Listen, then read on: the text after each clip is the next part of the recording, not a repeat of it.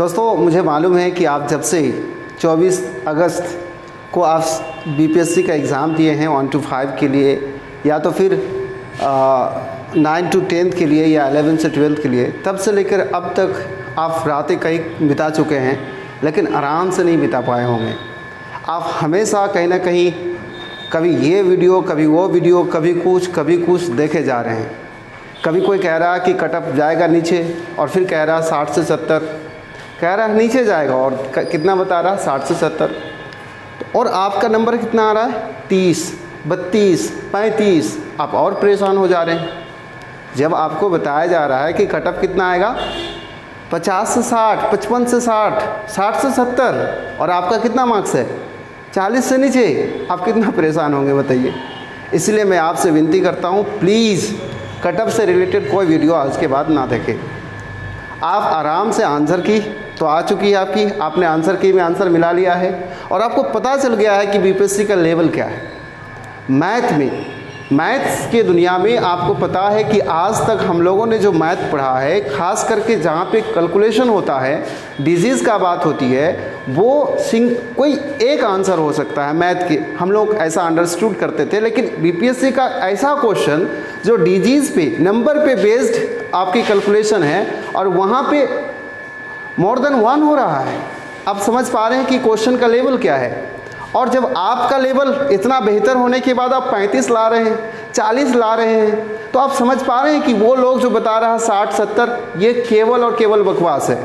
केवल 5% ऐसे बच्चे हैं जिसका 55 से ऊपर मार्क्स है। 5% स्टूडेंट्स ऐसे हैं, और 10% ऐसे बच्चे होंगे जो 40 के ऊपर है, बाकी सब 40 के नीचे है। इसलिए आप बिल्कुल परेशान मत हो। ट्यूट करके बताया है कि हमें 75% सीट फुलफ़िल करनी है। यदि वो 75% सीट फुलफ़िल करते हैं, और आप डीएलएड के स्टूडेंट्स हैं, जैसे कि आप सभी को पता है कि बीएड वालों पे खतरा है। मैं ऐसा नहीं कह रहा हूँ कि उसे आउट कर दिया जाए, या मैं ऐसा भी नहीं कह रहा हूँ कि उसको रखा जाए। वो सुप्रीम कोर्ट है, और कानून है, व्यवस्था है, वो डिसाइड करेगी क्या है नहीं है। लेकिन अगर आप ये सोच के चल रहे हैं कि बीएड हट जाएगी और केवल डीएलएड को रखा जाएगा, तो डीएलएड को अगर ओनली रखा जाता है, तो आप ऐसा मान के चलना कि बीपीएससी के चेयरमैन को अपना जो एक आहर्ता अंक जो उनका दिया हुआ है, उनसे ऊपर 10,000 बच्चा पाना मुश्किल हो जाएगा। 10,000 बच्चा पाना मुश्किल हो जाएगा। इसलिए आप बहुत ज़्यादा परेशान मत होइए। आराम से एग्ज़ाम दे के आए हैं, आंसर का वेट कीजिए, और फिर वेट कीजिए आपकी कट ऑफ क्या हो रहा है। यानी कि जब सिलेक्शन हो रहा है, फाइनल आंसर आने दीजिए। सारे बच्चे जो 50 गिन रहे थे कल ना, आंसर की देखने के बाद वो आ गए हैं कितना 38 में आ गए हैं। दोस्त, आप परेशान हो रहे हैं फालतू का। अगर आप 30+ ला रहे हैं तो आपको सैल्यूट करता हूं मैं। क्वेश्चन के लेवल बता रहा है कि अगर आप 30+ लेकर आए हैं तो आप अच्छे टीचर बनने के काबिल हैं। आपका लेवल बहुत अच्छा है। हाँ, किसी कारण से आप छट जाते हैं तो छट जाओ, अलग बात है, लेकिन आपका लेवल अच्छा है।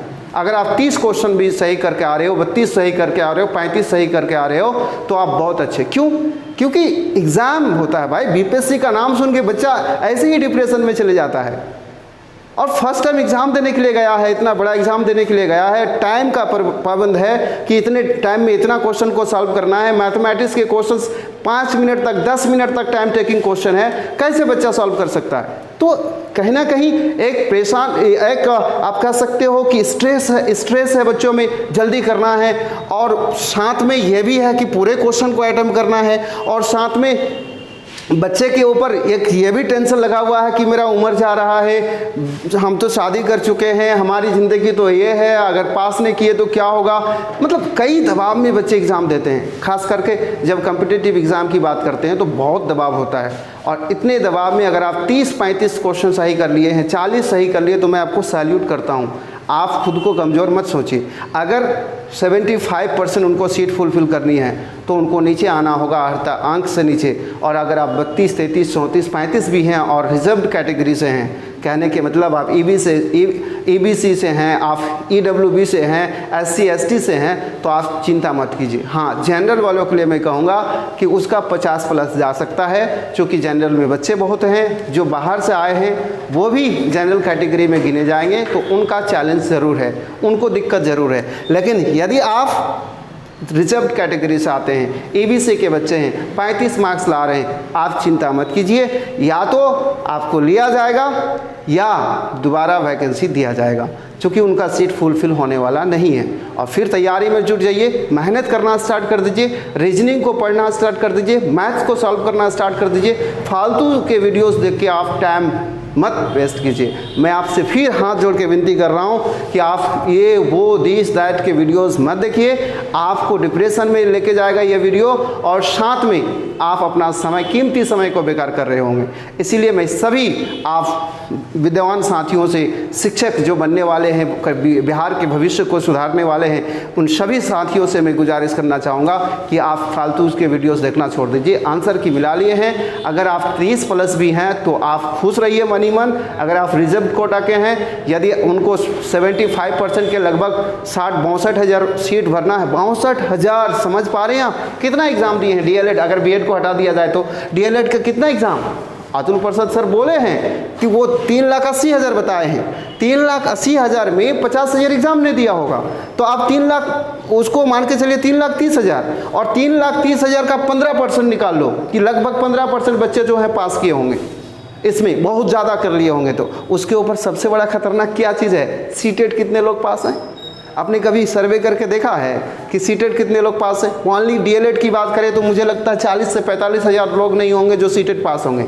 इधर सीटेट पास नहीं है, उधर मान के चलिए वो बीपीएससी पास कर लिया है, वो भी लटक जाएगा, उसको ऐसे भी ख़त्म हो जाएगा वो।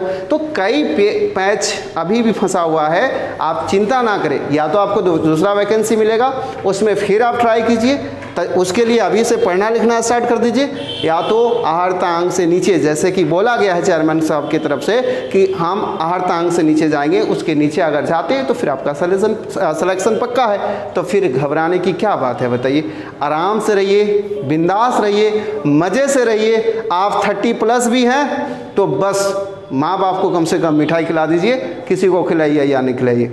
हाँ, हो जाए फिर भी ठीक, ना हो जाए फिर भी ठीक, माँ बाप है, आपका सम्मान करना हक बनता है, उनको मिठाई खिलाइए, खुश करिए। आपके माँ बाप भी पॉजिटिवली आपको देखेंगे और फिर वो आपको कहीं ना कहीं मोटिवेट करेंगे, इंस्पायर करेंगे कि बेटा ठीक है, इस बार नहीं तो अगले बार होगा। ज़्यादा सोचिए मत, ठीक है? ज़्यादा सोचना नहीं है दोस्त, आप बहुत काबिल हैं।